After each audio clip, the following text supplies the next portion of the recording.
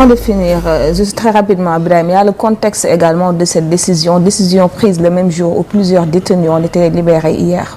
Oui, alors, heureux de voir ces détenus libérés. On nous annonce que d'autres le seront également, puisque selon certaines informations que j'ai eues, hier, ce sont 2 cabinets qui se sont prononcés. Le 2e cabinet, le 8e cabinet, si ma mémoire ne flanche pas. Mais les autres cabinets des juges au niveau du tribunal vont se prononcer sur les demandes de mise en liberté provisoire qui, selon les informations, ont été introduites par l'ensemble des avocats de tous les détenus, en plus du procureur, donc du ministère de la Justice, qui également a fait le nécessaire pour qu'on puisse libérer ces détenus. Fiers également, et surtout heureux pour eux et leurs familles. Eux et elles, puisqu'il y avait parmi les détenus des femmes, des enfants même. Et quand je dis fier ou heureux, à côté, il y a également une question. On nous a dit, le président de la République lui-même, dans des entretiens avec nos amis français de France 24 et d'autres médias européens, pas mal de nos ministres se sont épanchés sur le sujet en disant, ils ont tous dit une chose, vous arrêtez de nous parler de détenus politiques. Il n'y a pas de détenus politiques. Mais quand il n'y a pas de détenus politiques, il n'y a pas de libération politique. On nous dit qu'il n'y a pas de détenus politiques. Ceux qui ont été libérés, ils ont été libérés sur quelle base? Ce ne sont pas des détenus politiques, c'est ce qu'on nous dit. En tout cas du côté du régime, le président de la République, les ministres, le régime nous dit non, il n'y a pas de détenus politiques. Toute personne qui a été arrêtée, c'est dans le cadre d'une enquête, c'est dans le cadre de ceci, ils sont coupables de ceci ou présumés coupables de ceci, c'est à la justice de régler, mais on n'a pas de détenus politiques au Sénégal. C'est cette phrase qu'on nous a toujours sortie depuis plusieurs mois. Il n'y a pas de détenus politiques. Mais comme il n'y a pas de détenus politiques, cette libération ou ces libérations, c'est quoi? Ce sont les libérations, juste pour... qu'il y ait un dialogue pour apposer, plutôt pour... peut-être pour désengorger les prisons. Non. On nous a dit que ce ne sont pas des détenus politiques. Et pourtant, on a pris des actes en disant, écoutez, pour un dialogue, pour que le Sénégal puisse retrouver sa sérénité, vous, ministre de la Justice, faites le nécessaire. C'est pourquoi? C'est pour sortir des gens politiques ou dits politiques, détenus politiques de prison. Ils ont posé un acte politique. Malheureusement, c'est le judiciaire qui est un peu le dindon de la farce dans cette affaire. C'est-à-dire que l'exécutif a dit au judiciaire, mais écoutez, bon, comme nous, hommes politiques, on veut négocier, on veut dialoguer, on veut discuter, on ne voudrait pas qu'il y ait un peu de grain de sable dans notre couscous, faites le nécessaire, libérez-moi ces gens-là. Il y a une première cohorte, comme on dit, il y a une autre et d'autres qui vont venir. On a même entendu Pierre Goudiaby Atepa nous donner un chiffre, 1000 personnes seront libérées. Bon, c'est ce qu'il dit. On verra maintenant ce qui sera fait.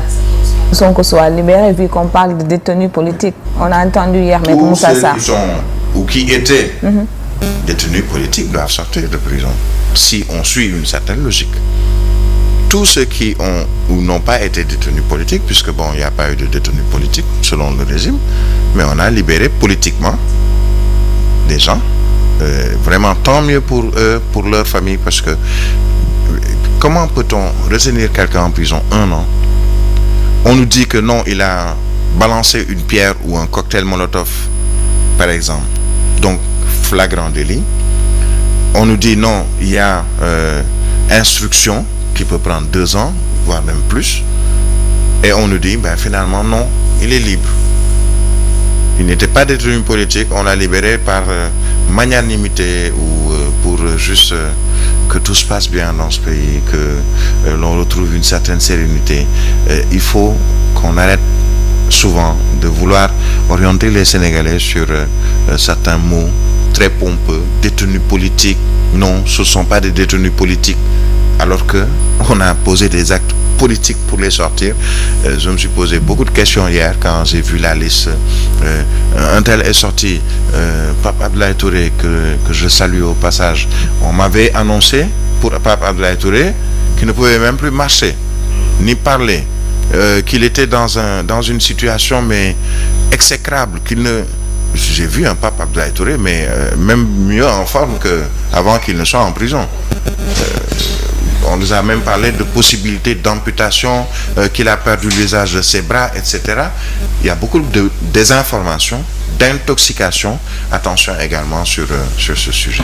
D'accord. Merci à toi, Birahim. Merci, Senghor. Cher, la seconde partie. Oui, Tchala. Je te comprends, tu n'étais pas là. Effectivement. Alors, c'était pour accueillir l'invité qui est déjà sur place. Effectivement, nous nous donnons rendez-vous tout de suite pour la seconde partie et ça sera en Wolof. Alors, la seconde partie, juste après une courte pause. Je me retrouvais à discuter avec un ami hier. On a encore une fois évoqué cet article 52. Si une fois le chef de l'État Macky Sall n'est pas en phase avec cette décision qui a été prise par le Conseil constitutionnel, même si, il faut rappeler, et vous le disiez tout à l'heure, le président lui-même a dit les décisions du Conseil constitutionnel ne sont susceptibles d'aucun recours. Est-ce qu'on peut s'attendre à ce que cet article 52 soit convoqué et que justement cette élection, en tout cas ou bien cette décision du Conseil constitutionnel soit presque anéantie? C'est à ses risques et périls. Je m'explique. Déjà, entre parenthèses, le président n'a pas dit que les décisions du Conseil, il a juste rappelé. Il a rappelé que les décisions du Conseil constitutionnel ne sont susceptibles d'aucune voie de recours. Qu'ils le disent ou pas, c'est un fait. Et c'est dans la Constitution.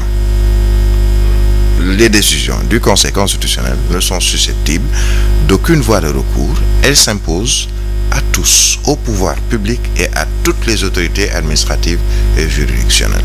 Maintenant, quand je dis c'est à ses risques et périls, je ne le menace nullement. Il faut que ce soit clair. Mais quand je dis au risque et péril du président de la République et même du Sénégal, qui prennent une décision en disant je m'arroge tous les droits, je prends des pouvoirs exceptionnels, ce que lui confère la Constitution dans son article 52, où il a la possibilité de dire il y a une grosse crise institutionnelle, on arrête tout, je prends sur moi la décision en tant que chef de l'État, en tant que gardien de la Constitution, en tant que ceci, cela, on arrête tout. On ne tiendra pas l'élection. Conseil constitutionnel, je dissous le Conseil constitutionnel, je fais nommer d'autres membres, même si, attention, les membres du Conseil constitutionnel, ils ont un mandat de 6 ans, renouvelable, et personne ne peut, comment on appelle, renvoyer, c'est peut-être pas le terme que je...